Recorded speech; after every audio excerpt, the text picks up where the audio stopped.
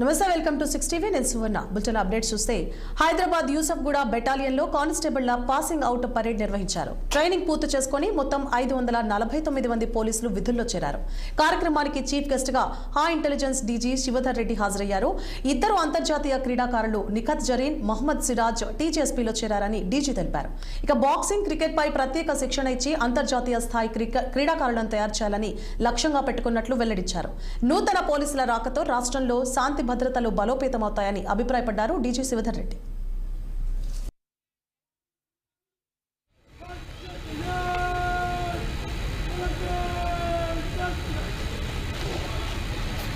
జరుగుతుంది. నగిరెడ్డి నరసింహరావు గారి కుమారుడు, సిద్దిపేట వారి స్వస్థలం.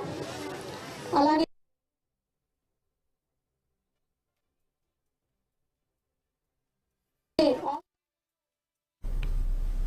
తాడిపత్రి పట్టణంలో న్యూ ఇయర్ వేడుకల ప్రత్యేక కార్యక్రమం